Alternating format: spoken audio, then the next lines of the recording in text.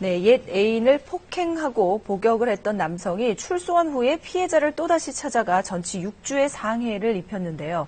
얼마 전 경찰이 이 남성을 붙잡았습니다. 네, 김기현 기자와 함께 이 사건에 대해서 알아볼 텐데요. 그러니까 옛 애인이 자신을 신고했다는 이유로 보복을 한 그런 경우죠? 네, 그렇습니다. 수감 생활을 하면서 자신의 죄에 대해 반성하기는커녕 신고를 했다는 이유로 보복 범죄를 저지른 건데요. 폭행 때문에 징역을 살았지만 수감 생활 내내 또 다른 범죄를 계획했던 겁니다. 이렇다 보니 피해를 당하면 당연히 신고를 해야 하지만 이제는 보복이 두려워서 신고조차 못하는 사회가 되는 게 아닌가 우려되는데요. 보복 범죄 실태와 문제점을 짚어봤습니다. 대구시 남구의 한 주택가, 지난 6월 26일 밤 9시쯤 43살 김모 씨는 자신의 집 근처에 살고 있는 박모 여인의 집을 찾아갔습니다. 박 씨와 오랜 연인 사이였던 김 씨는 그녀와 함께 술을 마시기 시작했습니다. 21시부터 한 그 다음날 이제 새벽 01시까지 정신을 거쳐서 술을 마시면서 박 씨가 술에 취하자 김 씨의 태도가 갑자기 돌변했습니다.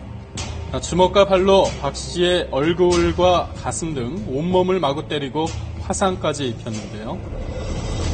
6주 정도 진단이 나왔습니다. 신체 여러 곳에 이제 화상 상처가 심했습니다. 박 씨가 정신을 잃고 쓰러질 때까지 폭행한 뒤 서둘러 집을 빠져나간 김 씨. 몇 시간 뒤에야 정신을 차린 박 씨는 경찰에 김 씨를 신고했습니다.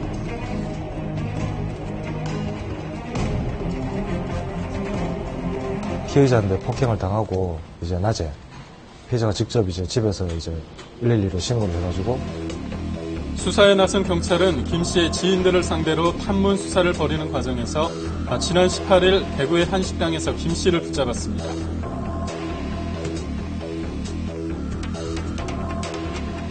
자리냐 하면서 그럴까요? 할 말씀 있다 하면 데리고 나가시대요. 경사님들이 같이 손님인 줄 알았는데 깜짝 놀랐어요. 김 씨는 5년 전 자신을 경찰에 신고한 박 씨에게 보복하기 위해 이 같은 일을 저질렀다고 자백했습니다.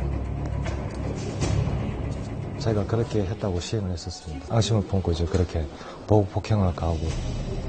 당시 김 씨의 잦은 폭행에 시달리던 박 씨는 이를 견디다 못해 김 씨를 경찰에 신고하고 말았는데요. 2009년 3월 달에 피해자를 이제 폭행한 것 때문에 총 4년 6개월을 이제 형을 살고 이제 1월 6일 날 이제 만기 출소한 겁니다. 하지만 출소한 지 얼마 되지 않아 김 씨는 또다시 박 씨에게 접근했던 것, 그리고 자신을 신고해 징역까지 살게 한 박 씨에게 참을 수 없는 분노를 느꼈던 김 씨는 결국 사건 당일 박 씨의 집으로 찾아가 폭행을 저지른 겁니다. 엄마 여기 못 산다 그러면 무슨 그 우리 들어가니 그러면서 그거야 너희 나와가 또 할까봐 그지? 이처럼 범죄를 저지른 뒤 자신을 신고하거나 정보를 제공한 사람에게 안갚음을 하는 보복범죄가 잇따르고 있습니다. 지난달에도 서울 동대문에서 보복성 폭행 사건이 있었습니다. 10월 12일 아침 8시쯤 56살 고모 씨는 한 찜질방으로 찾아가 최모 씨를 폭행했습니다. 지난해 6월 최 씨의 찜질방에서 술에 취해 행패를 부리다 최 씨의 신고로 경찰에 붙잡혀 1년 넘게 수감 생활을 했기 때문인데요. 출소 후 자신을 경찰에 신고했던 최 씨에게 앙심을 품고 다시 찜질방을 찾아가 빈 병을 던지고 유리창을 깨는 등 또다시 행패를 부린 겁니다. 지난 5월에는 강원도 동해에서 보복 살인까지 일어났습니다. 사건은 7일 밤 57살 김모 씨는 이웃에 살던 68살 임모 여인을 자신의 집으로 불러 술을 마시다 둔기로 마구 때렸는데요. 그리고 정신을 잃은 임 씨를 손수레에 실어 인근 바다에 빠뜨렸습니다. 순간 의식을 찾은 임 씨가 허우적대며 살려달라고 외쳤지만 김 씨는 우겨냈습니다. 15년 전 동네 상점에서 술을 훔친 혐의로 10개월 동안 수감된 적이 있는 김 씨는 당시 자신을 경찰에 신고했던 사람이 임 씨라는 소문을 들은 뒤 앙심을 품어오다 범행을 저지른 것으로 경찰 조사 드러났습니다. 이처럼 경찰에 신고하거나 불리한 증언을 했다는 이유로 보복 범죄를 저지르는 사례가 끊이질 않고 있습니다. 사전 주의 조치를 출소하기 전에 해준다던가 또는 신고자나 또는 고소인 고발인에게 이런 주의가 필요하다는 걸 좀 알려줘야 되는데 그런 내용은 없이 쉽게 공격당할 수 있고 보복을 당할 수밖에 없는.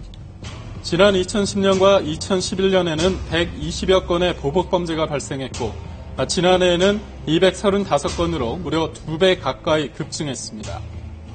현행법상 보복범죄는 가중처벌하도록 규정해 엄격히 단죄하고 있지만 범죄 신고자나 증인을 보호하는 대책은 여전히 크게 미흡한 실정이라고 전문가들은 지적합니다. 경찰한테 물리적인 경호를 해달라 해도 법적 근거가 없는 겁니다. 기껏 보호 조치해봐야 이 사람 조서 내용 중에 이름이나 주민번호를 노출시키지 않는다. 이런 내용밖에 없기 때문에 보복 범죄를 막기 위해서는 범죄 가능성이 큰 가해자의 감시를 강화하고 피해자의 신변 보호를 위한 현실적인 대책이 시급하다고 전문가들은 강조합니다.